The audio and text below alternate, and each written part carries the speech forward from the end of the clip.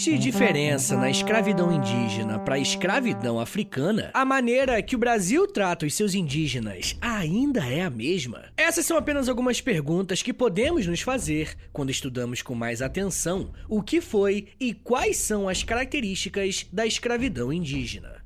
Esse é mais um daqueles temas bem delicados, mas que precisam ser falados. Infelizmente, sabemos muito pouco sobre as características gerais de como que os indígenas viviam no Brasil, e isso é extremamente prejudicial para o nosso presente. Há alguns meses eu fiz um episódio sobre a escravidão africana aqui no Brasil, e esses 2 episódios conversam bastante, então recomendo que você ouça lá depois. Mas por se tratar de algo tão sério, eu quero lembrar que eu baseio meu conteúdo em fontes e em autores confiáveis, para que vocês tenham um bom panorama desse assunto. As fontes que eu utilizei estão na descrição desse episódio. É muito comum encontrarmos em livros didáticos a ideia de que a escravidão indígena no Brasil ocorreu apenas no começo da colonização portuguesa, mas que depois foi completamente substituída pela escravidão negra africana. Só que isso não é verdade. A escravidão indígena existiu durante o período colonial e persistiu junto à escravidão africana até o Brasil Império. Mas para compreender como que isso se deu, vamos dar uns passos para trás no tempo para falar da chegada dos europeus aqui na América. No dia 12 de outubro de 1492, o famoso navegador Cristóvão Colombo desembarcou na ilha Hispaniola, a atual Ilha de São Domingos, que fica nas Antilhas. Só que o Colombo não sabia que tinha chegado em um novo continente. O cara morreu acreditando que tinha encontrado um novo caminho para as Índias, tanto que chamou aqueles homens que encontrou de índios. Foi apenas quando Américo Vespúcio chegou à ilha que ele percebeu que aquelas terras não eram a Índia, mas sim um novo continente. Por isso, o Novo Mundo recebeu o nome de América. E vocês sabem que existe um grande debate a respeito dos termos descobrimento e invasão. E o debate é relevante, mas o que é importante aqui para nossa conversa de hoje é que, sendo descobrimento ou invasão, a chegada europeia em terras americanas foi um evento fundamental para a formação daquilo que chamamos de Idade Moderna. E esse encontro entre europeus e povos indígenas começou a transformar o pensamento medieval. E mesmo para os povos indígenas, foi algo totalmente novo. Um grupo de homens brancos desconhecidos, vindos do outro lado do oceano, desembarcaram em grandes caravelas, vestidos de forma muito esquisita e portando instrumentos que nunca tinham visto. Para os europeus, a descoberta da América e dos grupos indígenas, ao mesmo tempo que foi como encontrar uma mina de ouro, foi também o motivo de uma grande crise. Os intelectuais da época tiveram que recorrer a todos os seus fundamentos teóricos e retóricos para entender e explicar o que estava acontecendo. Mais ou menos como é hoje, os intelectuais da época eram os professores universitários. A diferença é que todos eles estavam ligados à igreja. A referência para eles era a Bíblia e as obras de Santo Agostinho e São Tomás de Aquino, por exemplo. E adivinha quem dominava esse conhecimento produzido nas universidades? É claro que eu tô falando dos donos do mundo, a Espanha e Portugal. A Península Ibérica era a grande força colonial do século XV e XVI. Basta pensarmos que foram eles que primeiro chegaram à América. E não porque eles eram mais inteligentes, mas porque eles tinham as condições necessárias para realizar esse feito.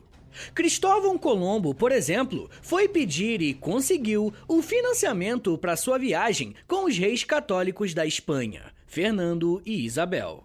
E o português Pedro Álvares Cabral chegou ao Brasil em 1500 graças a um longo período de exploração da costa ocidental africana feita por Portugal durante todo o século XV. O que proporcionou um grande conhecimento sobre o Atlântico e estabeleceu feitorias por toda a costa africana. Além de, claro, ter sido fundamental no processo do tráfico de pessoas escravizadas para a América.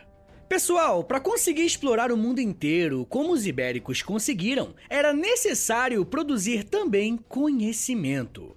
Para vocês terem uma ideia, no século XVI existiam mais de 32 universidades na Península Ibérica. Tinham 16 na América Latina e menos de 10 na Inglaterra. E é muito louco, né? Pensar que, por um período da história, a América tinha mais universidades que a Inglaterra. Mas apesar de existir uma imagem de Portugal e Espanha como governos absolutistas, essas universidades estavam repletas de pensadores que questionaram a natureza dos poderes. Eles acreditavam, por exemplo, que nem todo poder era absoluto ao rei e que a lei feita pelos governantes não era necessariamente justa, e não sendo justa, não precisava ser obedecida. Um pensador dominicano chamado Martín de Azpilicueta dizia que se entendesse um preço oficial estabelecido pelo governo não fosse um preço justo, o súdito não era obrigado a segui-lo. Eu gosto de citar essas questões e mostrar que durante a Idade Média e o início da Idade Moderna, existia uma série de debates a respeito da natureza humana, do poder político e até da economia. E isso nos mostra como esses foram períodos dinâmicos para a filosofia. Uma outra coisa que é importante comentar a respeito disso é que esses mesmos pensadores foram obrigados a refletir sobre aquilo que encontraram na América e lidar com os indígenas. Se vamos pensar como foi a escravidão indígena, parte desse assunto tem relação com a filosofia, porque existia um argumento lógico, religioso e jurídico que permitia ou condenava essa prática. Os indígenas americanos não tinham a menor ideia disso. Mas do outro lado do mundo, diversas pessoas estavam estabelecendo argumentos racionais para proibir a escravidão. Mas outro grupo de pessoas tinha argumentos para legitimar o trabalho forçado de seres humanos. Desde o início do contato dos europeus com os indígenas, tanto portugueses quanto espanhóis tentaram usar o trabalho escravo indígena para a exploração dos minerais ou para a construção das primeiras vilas. Se entendermos como os teóricos pensaram a questão indígena, temos que ir para a cidade de Salamanca, na Espanha. A chamada Escuela de Salamanca ajudou a formar o pensamento jurídico e moral da Europa Ibérica, pelo menos no começo da modernidade, e influenciou as ações dos colonizadores no continente americano. Um nome muito famoso nesse contexto foi Bartolomé de las Casas, defensor dos indígenas e que acabou se tornando um dos grandes nomes do que hoje chamamos de direitos humanos. Ele foi um defensor do direito dos indígenas como seres humanos. Para ele, os indígenas eram pessoas racionais e livres e tinham o direito de lutar por sua dignidade e justiça. E que tinham também o direito de preservar a sua cultura, terras e bens. Não foi apenas Bartolomé de las Casas quem defendeu o direito dos indígenas, mas também outros autores como Domingo de Soto e Francisco de Vitória. Mas o discurso que denunciava o trato espanhol com os indígenas da América já havia começado muito antes dessa galera. Em 1511, o Frei Antônio de Montesinos deu um sermão em Santo Domingo. Com seu sermão, o Montesinos gerou um grande problema para a coroa espanhola. Ele dizia sobre as ações dos colonos, abre aspas, todos estão em pecado mortal e nele vivem e morrem pela crueldade e tirania que usam contra essa gente inocente. Com que direito tem feito tais guerras contra essa gente que estava em suas terras mansas e pacíficas? Eles não são homens? Não possuem alma racional? Não são vocês obrigados a amá-los como seus irmãos? Fecha aspas. A denúncia feita por Montesinos causou grande agitação e algumas perguntas evidentes surgiram sobre a autoridade dos europeus em relação às Américas e sobre a humanidade dos povos indígenas. E hoje pode parecer uma questão absurda, mas ela foi muito debatida. Decidir se os indígenas tinham alma ou não era essencial para saber o que eles podiam ou não fazer com essas pessoas. E foi para resolver essas questões que Carlos V, o rei do Sacro Império Romano Germânico, convocou as Juntas de Valladolid, uma junta de teólogos para refletir sobre o discurso de Montesino. Nas controvérsias de Valladolid, como ficou conhecida, tinha de um lado o Frei Bartolomé de las Casas defendendo o direito dos indígenas e de outro, Ginés Sepúlveda.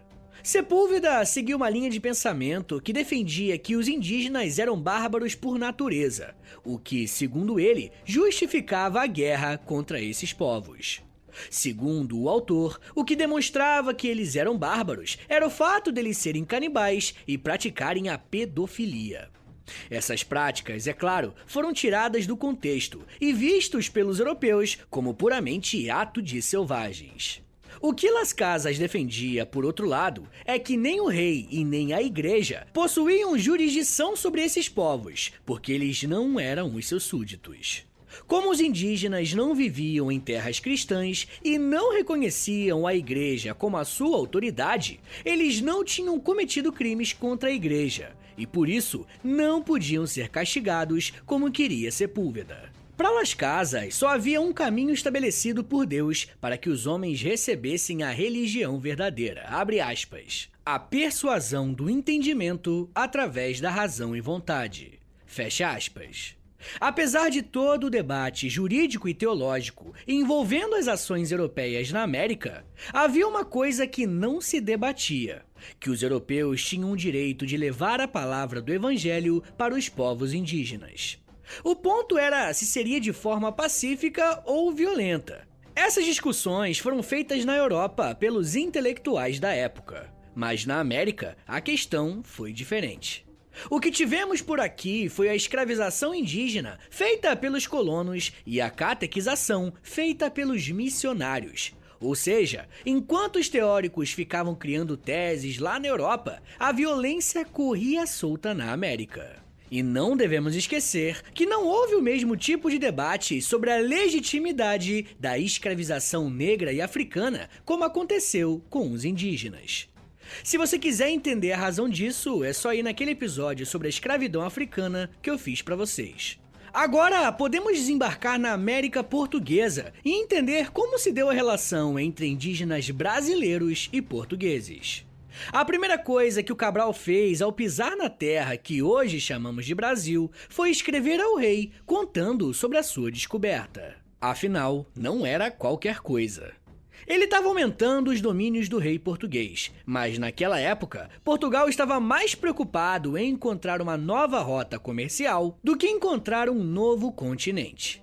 Foram necessários alguns anos para a coroa portuguesa começar a defender e organizar a exploração das suas novas terras.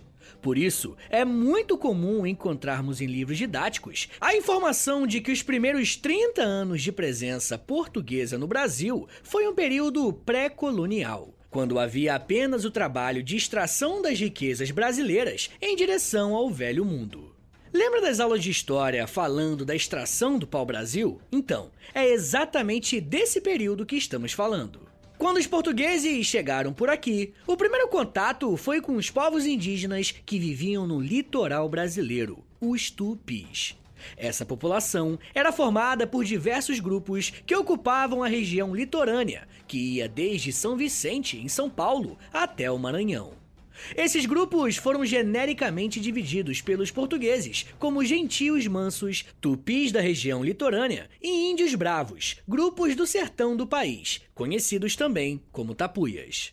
No primeiro momento, o contato entre portugueses e indígenas consistia em estabelecer uma relação política e econômica, com o objetivo de fazer os tupis servirem como aliados na luta contra os tapuias. Nesse sentido, era vantajoso tanto para os portugueses quanto para os tupis essa aliança. Durante os primeiros 30 anos da colonização, essa relação foi se transformando em conflitos, escravização e expropriação das terras. E essa relação com a terra foi intensificada com a adoção do sistema de capitanias hereditárias, a partir de 1530.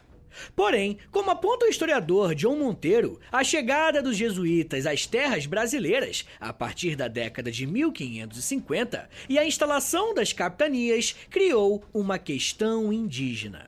O ponto era, como essa população indígena podia ser utilizada para um melhor proveito dos interesses portugueses? E claro, esses interesses de forma alguma eram compatíveis com a forma de vida dos indígenas. Se para os portugueses o interesse estava relacionado ao trabalho e à exploração de riquezas, para os jesuítas havia um outro objetivo: a catequização. Esses interesses não estavam necessariamente separados. Há uma grande parte dos historiadores que trata justamente sobre isso, como a catequese foi uma forma de amansar, entre aspas, os indígenas para o trabalho nos moldes do europeu. Os chamados aldeamentos, também chamados de missões ou reduções, eram locais longe das aldeias, onde os indígenas eram levados para morar, e eles tinham esse objetivo: moldar os indígenas aos padrões da organização europeia. A vida indígena passava a ser organizada pelo padrão de pensamento da Igreja Católica. Quando falamos desse encontro entre brancos e povos originários, temos que sempre ter em mente que se trata de mundos muito diferentes. A forma que o indígena concebia e experimentava o mundo era completamente diferente da concepção do homem branco. E um bom exemplo é a relação do indígena e do homem europeu com a natureza. Para o homem branco, a natureza era uma fonte de exploração, e os seus esforços visavam dominar a natureza para que ela servisse aos seus interesses. Os indígenas, ao contrário, não viam a natureza como algo a ser explorado, porque a vida deles e a natureza não se separavam. Eles buscavam viver em harmonia com as florestas, com os rios e com os animais. Para eles, não fazia o menor sentido explorar a natureza para tirar lucros dela. Como conta o professor André Ramos, abre aspas, enquanto os europeus se esforçavam para extrair o máximo possível de paus de tintas para tingir tecidos na Europa e assim alimentar o seu comércio, os indígenas se perguntavam por que os europeus precisavam de tanta lenha para a fogueira. Fecha aspas. Eu ainda quero falar mais sobre quais eram as características mais específicas sobre a escravidão dos indígenas. Mas me dá um minutinho aí, tá, gente, que daqui a pouco a gente volta e eu falo sobre conversão, resistência, violência e permanências históricas. Segura aí, que é um minutinho só. This episode is brought to you by LifeLock. During tax season, your personal info travels to a lot of places. Between payroll, your tax consultant, and the IRS. If your W-2 gets exposed, that's just the ticket for identity thieves. That's why LifeLock monitors millions of data points every second. If your identity is stolen, they'll fix it guaranteed or your money back. Don't let identity thieves take you for a ride. Save up to 40% your first year. Visit LifeLock.com/podcast. Terms apply.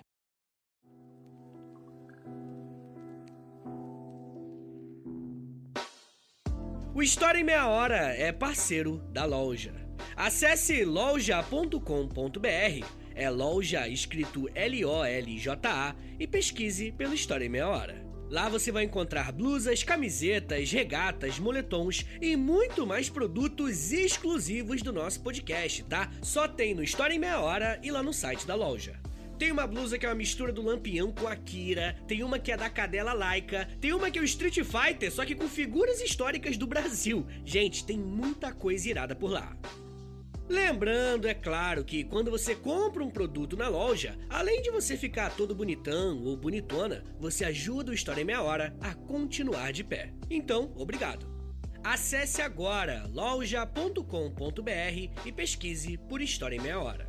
loja.com.br e digita na busca História em Meia Hora. Valeu, gente!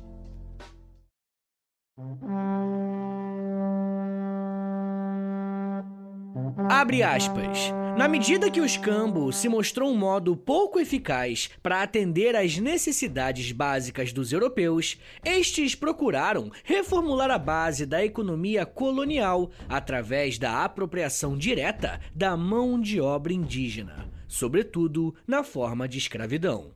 Inicialmente, a aquisição de escravos permanecia subordinada à configuração das relações intertribais. Contudo, com a presença crescente dos europeus, as guerras intertribais passaram a adquirir características de saltos, promovidos com o objetivo de cativar escravos para as empresas coloniais. Fecha aspas. As palavras que você acabou de ouvir fazem parte de um livro escrito por um dos maiores especialistas em história indígena que o Brasil já teve, o professor John Monteiro. Em todos os seus textos, fica claro que a relação entre indígenas e portugueses era algo muito complexo. Mas a pergunta que precisamos responder aqui hoje é: como que os indígenas foram escravizados? Podemos levantar algumas características dessa escravização. A primeira era através da Guerra Justa, uma invasão armada aos territórios indígenas que tornava os capturados em propriedades dos invasores, que os vendiam como escravos para os colonos, a coroa portuguesa e aos missionários. A segunda forma era o chamado resgate, que consistia numa troca de mercadorias por prisioneiros. Mas apenas os indígenas que estavam aprisionados podiam ser resgatados, o que dava um caráter humanitário à operação. Olha que loucura, né? Por último, o descimento, que eram expedições feitas por missionários com o objetivo de convencer, a princípio de forma pacífica, os indígenas a desistirem do seu modo de vida tradicional e se juntarem aos aldeamentos. Mas tem uma coisa que nós não podemos esquecer, e quem lembra é a historiadora Maria Regina Celestino de Almeida. Os indígenas não estavam submissos aos europeus e à disposição completa das vontades europeias. Existiam formas de resistência e de negociação dos indígenas em relação aos europeus. Também é importante pontuar que a escravidão indígena no Brasil sofreu muitas mudanças no decorrer do tempo, tanto referente à forma de exploração como em questões jurídicas. Aos poucos, foram criadas leis que buscavam organizar a exploração dos índios no Brasil. Durante o período pombalino, que foi de 1750 a 1777, o governo tentou modernizar o Império Português conforme o pensamento iluminista. Para alguns, esse período foi marcado pela tentativa de abolir o trabalho escravo indígena, para passar a remunerar esses indivíduos.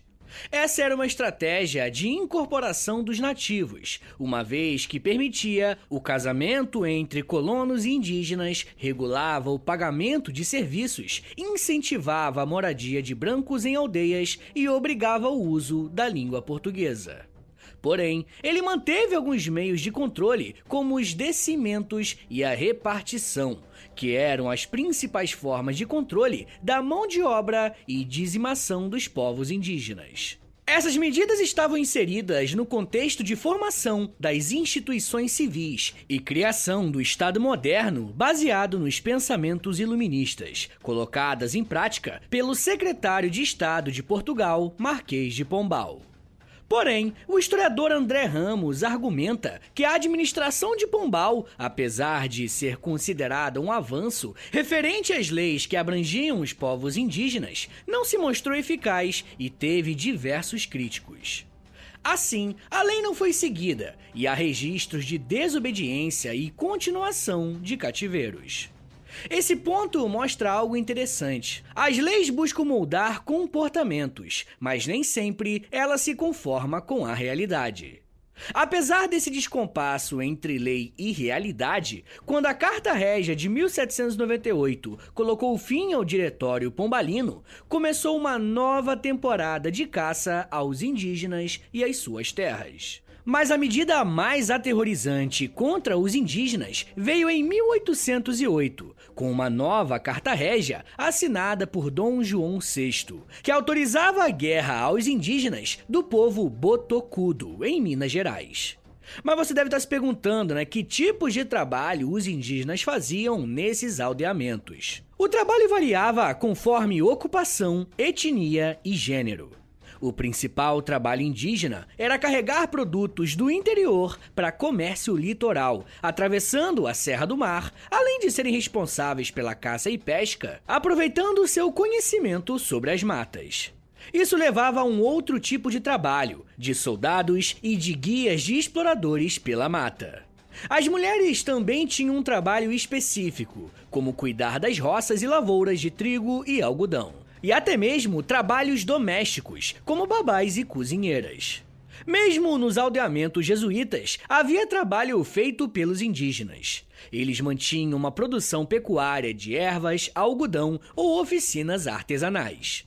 No entanto, esses aldeamentos viraram alvo de disputa pelas ordens religiosas, os jesuítas, os franciscanos e os carmelitas, e mais tarde também pelos bandeirantes. Esse foi um outro grupo que se tornou um grande problema para a sobrevivência indígena em terras brasileiras.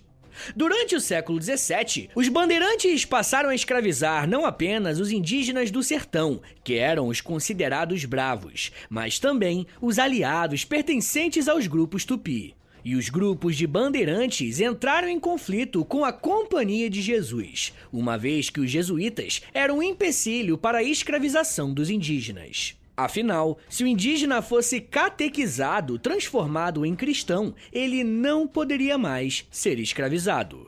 O fato das missões jesuítas abrigarem uma enorme quantidade de indígenas já aculturados fez com que elas se tornassem o alvo favorito dos bandeirantes. Esse conflito gerou uma grande escassez de mão de obra indígena e intensificou o movimento de interiorização do território brasileiro. Por conta dos ataques dos bandeirantes, os indígenas viram nos aldeamentos uma forma de proteção.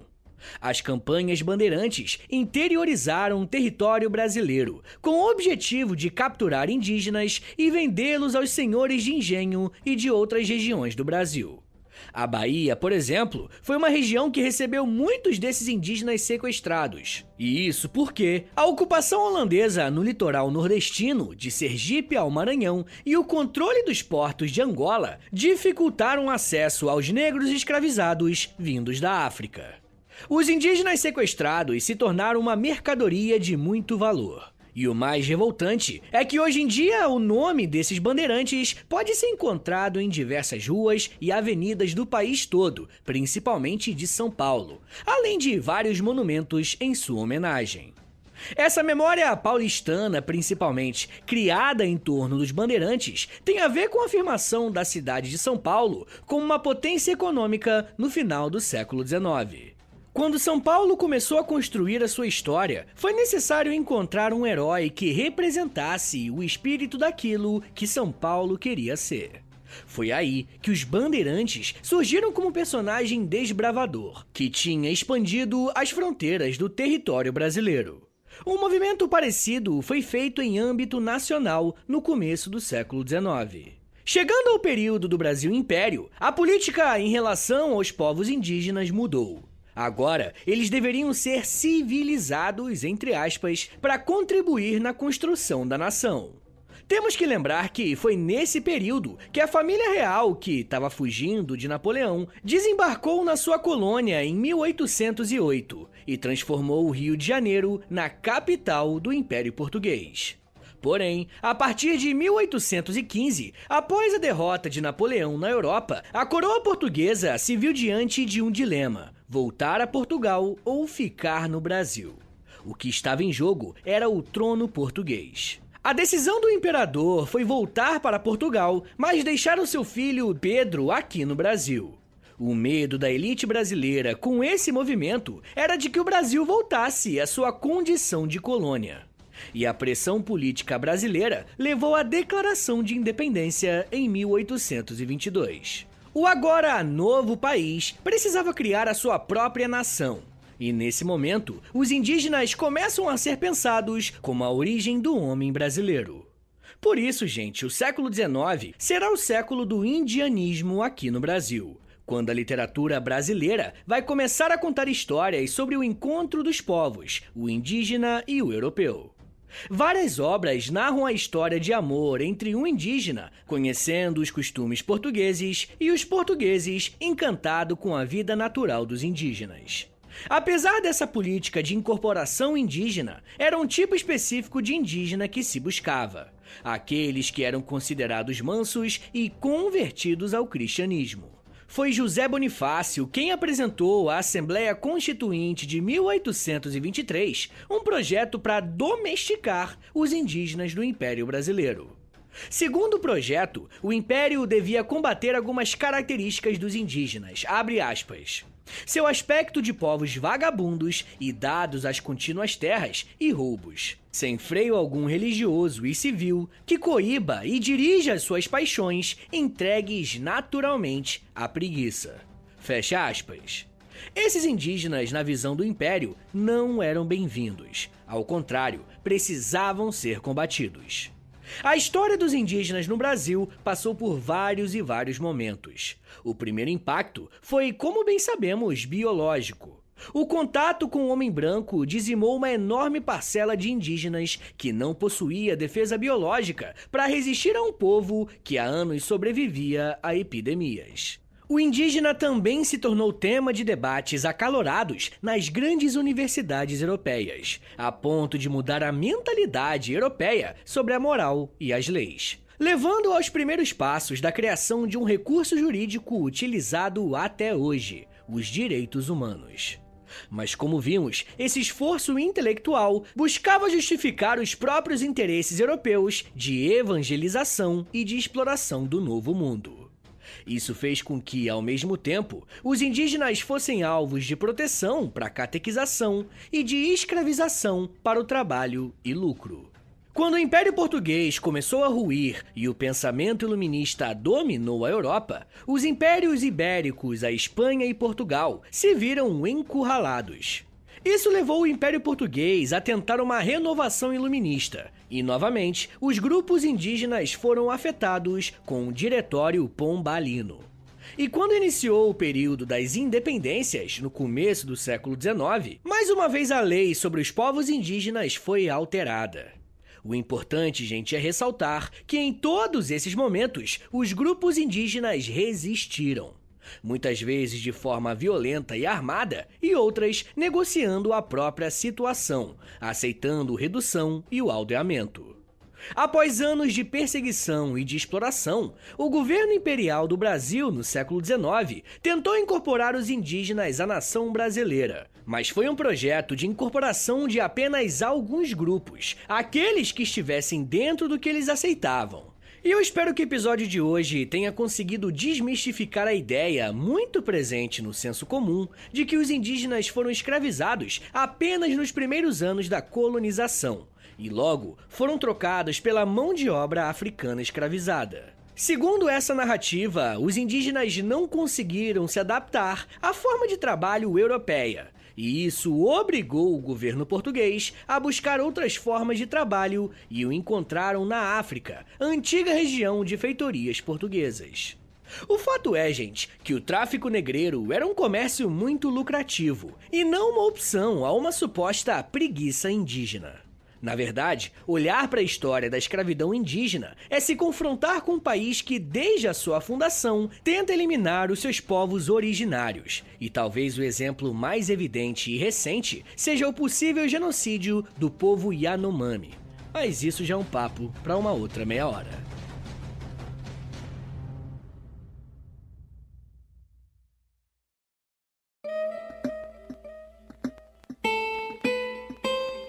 Senhores, muito obrigado por terem vindo até aqui. Meu nome é Vitor Soares, eu sou professor de História e você acabou de ouvir o História em Meia Hora.